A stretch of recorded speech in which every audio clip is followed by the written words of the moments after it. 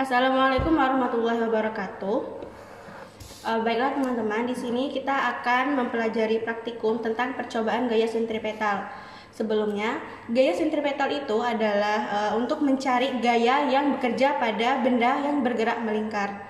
Nah, sebelum teman-teman nanti mengerjakan praktikum, nanti teman-teman akan dibagikan lembar pengambilan data. Ini itu sebuah patokan apa yang harus teman-teman cari. Nah, untuk yang gaya sentripetal, yang pertama itu ada tegangan, yang kedua itu ada massa benda, yang ketiga itu ada jari-jari, yang keempat itu adalah waktu, dan yang terakhir itu adalah skala dinamometernya.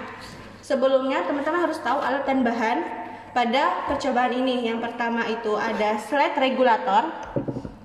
Ini untuk menentukan berapa tegangan yang harus dipakai. Terus yang kedua ada massa benda, itu berupa bandul. Yang ketiga ada skala dinamometer. Terus ini ada statip, penyangga. Di sini ada timbangan. Terus di sini ada stopwatch.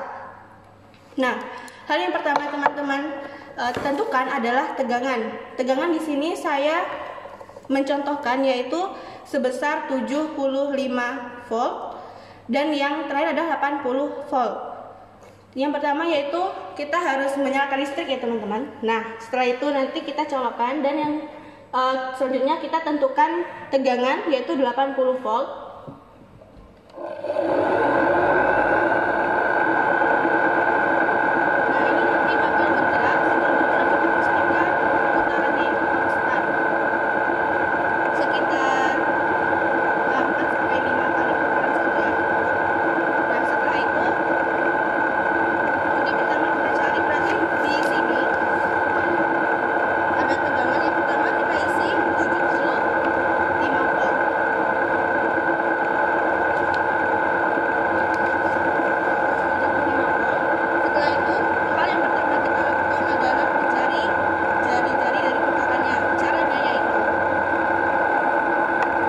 Bandul ini akan berputar. Selama berputar kita harus memastikan di sini ada paku. Paku itu patokan untuk berapa besar jari-jari itu berada. Yaitu letakkan paku ini tepat di bawah bandulnya. Jadi kita itu harus melihatnya tepat di depan si bandul dan pakunya.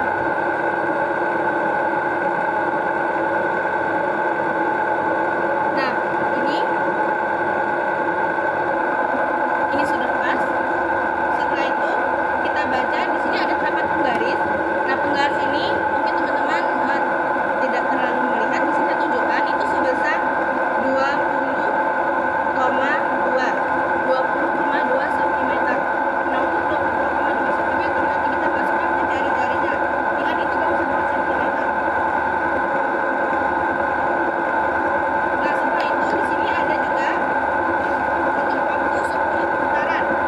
Nah, setelah kita buat jari-jari, kita tentukan waktu 10 putarannya. Jadi kita siapkan stopwatch. Nah, untuk stopwatch nanti kita harus startnya dari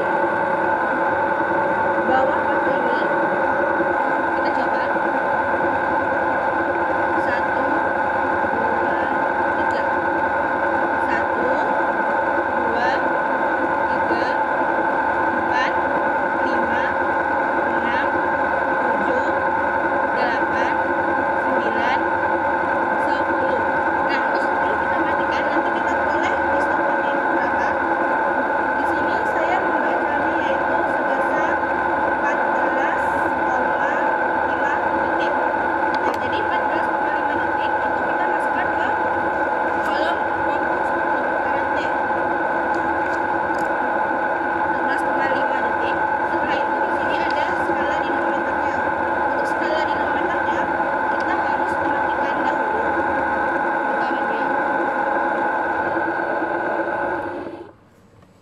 Nah, untuk yang ini kita harus menarik si dinamometernya ke titik pakunya.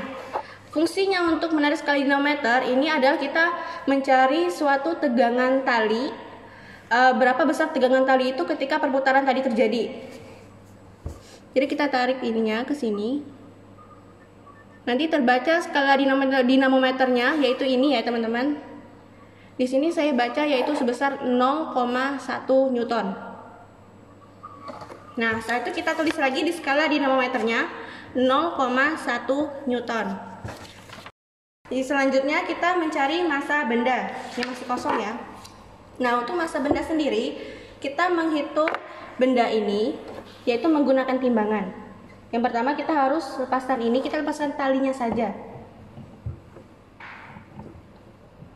Oke, terus ini ada timbangan.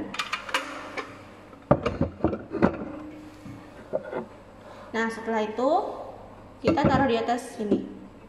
Nah, sebelum teman-teman menaruh si benda ini ke atas, pastikan timbangan teman-teman itu sudah berada di angka 0.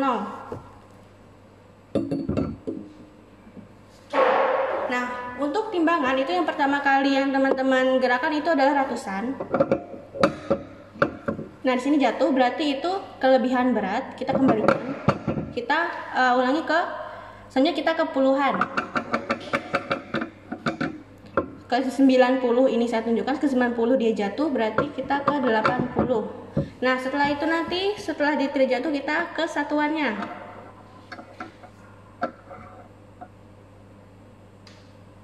Nah, untuk nilainya berarti kita harus membuat dia berada kembali di angka 0 lagi. Nah, di sini yang saya hitung itu ada 85,5 gram. Ingat ya teman-teman, timbangan itu satuannya gram, jadi belum ke dalam kilogram.